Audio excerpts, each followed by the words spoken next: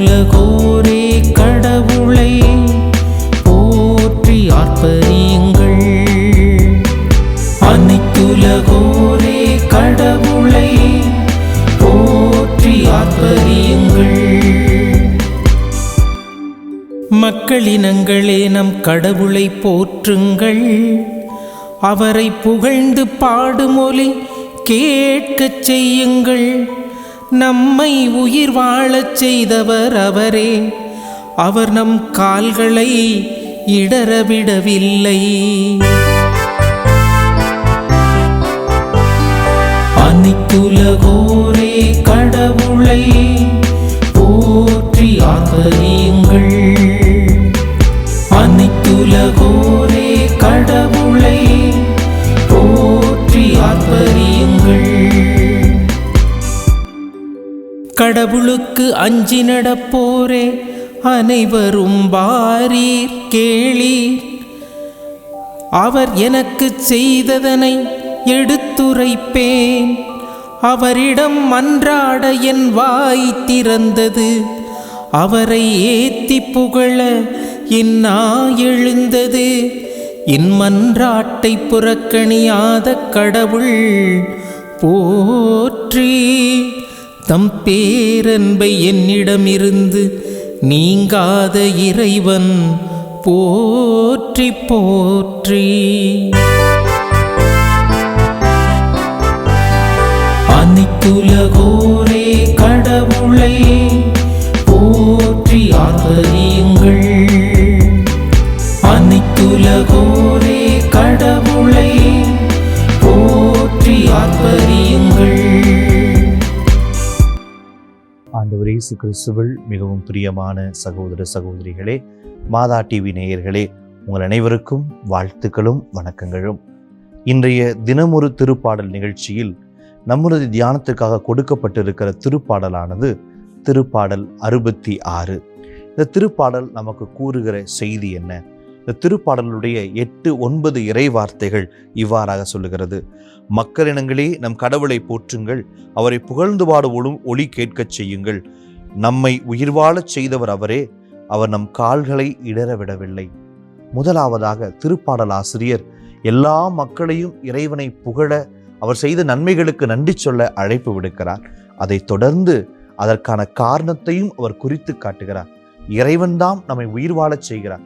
நாம் இருப்பதும் இயங்குவதும் இறைவனுடைய இரக்கத்தினால்தான் என்பதை உறுதியாக சொல்லி, எனவே நம்மை வழிநடத்தி காத்து வருகிற இறைவனுக்கு நாம் நன்றி சொல்ல வேண்டும் என்கிற கருத்தை ஆழமாக பதிய செய்கிறார்.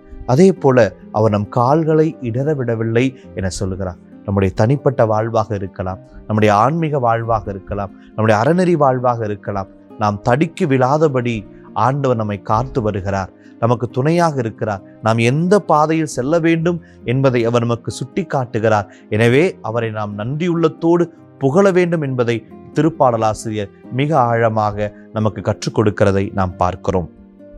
அதே போல தொடர்ந்து வருகிற வசனங்களில் அவர் சொல்லுகிறார், கடவுளுக்கு அஞ்சி நடப்போரே அனைவரும் வாரீர் கேளீர். அவர் எனக்கு செய்ததை நான் எடுத்துரைப்பேன். ஆண்டவர் எனக்கு செய்ததை எடுத்துரைப்பேன் என்று சொல்லி திருப்பாடல் ஆசிரியர் சொல்லுகிறார். தன்னுடைய அனுபவத்தை, இறை அனுபவத்தை பிறரோடு நான் பகிர்ந்து கொள்ள திருப்பாடல் ஆசிரியர் எத்தனிக்கிறார். நான் என் அனுபவங்களை சொல்லுகிறேன், எனவே என்னுடைய அனுபவத்தை நீ அறிந்து கொண்டு நீங்கள் கடவுளை புகழுங்கள் என்று சொல்லி திருப்பாடல் ஆசிரியர் அழைப்பு விடுக்கிறதை நாம் பார்க்கிறோம். அவரிடம் மன்றாட என் வாய் திறந்தது. அவரை ஏத்தி புகழ என் நாய் எழுந்தது.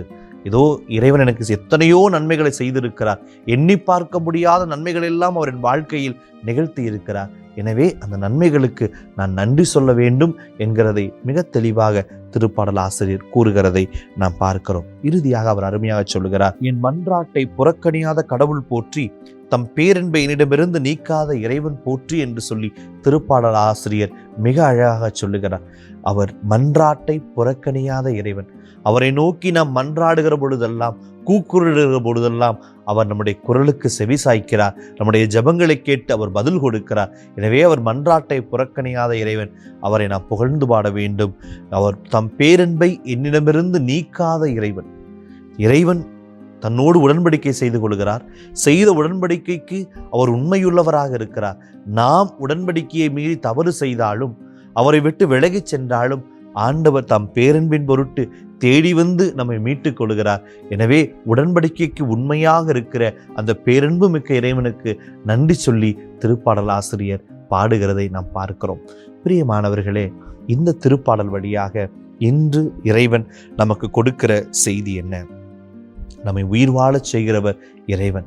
நாம் இருப்பதும் இயங்குவதும் அவருடைய கிருபையால் தான். எனவே அதற்கு நாம் நன்றி சொல்லும் மக்களாக நாம் வாழ வேண்டும். அவர் நம்மை பாதுகாக்கிறார். நம் கால்கள் இடராதபடி அவர் நமக்கு துணையாக இருக்கிறார். நம் வாழ்க்கை பாதையில் ஒளியாக இருந்தவர் வழிகாட்டுகிறார். எனவே நாம் இறைவனுக்கு நன்றி சொல்ல வேண்டும். திருப்பாடலாசிரியர் மிக அழகாக இங்கே சொல்லுவதைப் போல, வாருங்கள், எனக்கு அவர் செய்ததையெல்லாம் நான் எடுத்துரைப்பேன் என்று அவர் சொல்லுகிறார். தன்னுடைய விசுவாச அனுபவத்தை, இறை அனுபவத்தை பிறரோடு பகிர்ந்து கொள்ள திருப்பாடலாசிரியர் அவர்களுக்கு அழைப்பு விடுக்கிறார். இன்னைக்கு நமக்கும் கூட இறைவன் வைக்கிற ஒரு கேள்வி, இன்னைக்கு நாம் இறை அனுபவத்தை பெற்றிருக்கிறோம், நிறைய விசுவாச அனுபவங்களை பெற்றிருக்கிறோம். நம்முடைய அனுபவங்களை, இறை அனுபவங்களை பிறரோடு நாம் பகிர்ந்து கொள்ளுகிறோமா? இறைவன் நமக்கு செய்திருக்கிற அற்புதங்களையும் அதிசயங்களையும் பிறரிடம் சொல்லி இறைவனை போற்றி புகழுகிறோமா? குறிப்பாக பெற்றோர்களே, தாத்தா பாட்டியர்களே, உங்களுடைய பிள்ளைகளுக்கு, உங்களுடைய பேர பிள்ளைகளுக்கு நீங்கள் பெற்றுக்கொண்ட அந்த நன்மைகளையும் இறை அனுபவத்தையும் நீங்கள் உங்கள் பிள்ளைகளுக்கு கற்றுக் கொடுக்கிறீர்களா? ஒரு மிகப்பெரிய ஒரு கேள்வி நம் முன்பாக இறைவன் வைக்கிறார். அதே போல இறைவன் நம்முடைய மன்றாட்டை புறக்கணியாத இறைவன். அவரை நோக்கி நாம் ஜெபிக்கிற பொழுது அவர் நிச்சயமாக நம்முடைய ஜெபங்களை கேட்பார் என்பதை திருப்பாடல் ஆசிரியர் நமக்கு உறுதியாக சொல்லுகிறார். அதே போல அவர் பேரன்பு மிக்க இறைவன். அவர் நம்மோடு ஏற்படுத்தி கொண்ட உடன்படிக்கைக்கு எப்பொழுதும் உண்மையுள்ளவராக இருக்கிறார். நாம் உடன்படிக்கையை உடைத்து மீறி சென்றாலும் இறைவன் தேடி வருகிறார், மீட்டுக் கொள்கிறார். எனவே இறைவன் பேரன்பு மிக்க ஒரு இறைவன். எனவே அவரை புகழ வேண்டும் என்று சொல்லி இன்றைய திருப்பாடல் ஆசிரியர் நமக்கு அருமையாக சொல்லுகிறார். பிரியமானவர்களே, ஜெபிப்போமா. தாயும் தந்தையுமான இறைவா, இதோ இந்த நாளுக்காக நன்றி சொல்லுகிறோம். ஒவ்வொரு நாளும் எங்களை காத்து வழிநடத்தி வருகிறீரே, எங்கள் கால்கள் இடராதபடி எங்களை பாதுகாக்கிறீரே, உமக்கு நன்றி செலுத்துகிறோம். நீர் எங்களுக்கு எத்தனையோ நன்மைகளையும் செய்திருக்கிறீர். எவ்வளவோ அற்புதங்களையும் அதிசயங்களையும் எங்கள் வாழ்வில் நாங்கள் அனுபவித்திருக்கிறோம். பெற்றுக்கொண்ட இந்த அனுபவங்களை எங்களை சுற்றி இருக்கிற மக்களோடு நாங்கள் பகிர்ந்து கொள்ள, அதன் வழியாக உம்மை மாட்சிப்படுத்த தேவையான அருளை ஆசிரியை நீரே எங்களுக்கு கொடுப்பீராக. நீர் பேரன்பு மிக்க இறைவன், எங்கள் மன்றாட்டுக்களை புறக்கணியாத இறைவன். நீர் எங்களோடு இருக்கிறீர், எங்கள் ஜெபங்களை கேட்கிறீர், எங்களை அன்பு செய்கிறீர் என்ற ஆழமான விசுவாசத்தோடு நாங்கள் வாழக்கூடிய அருளையும் ஆசிரியும் நீரே எங்களுக்கு தருவீராக. இந்த ஜெபத்தையெல்லாம் எங்கள் ஆண்டவரும் இரட்சகருமாகிய இயேசு கிறிஸ்துவின் வல்லமையுள்ள நாமத்தில் உம்மை நோக்கி மன்றாடுகின்றோம். ஆமேன்.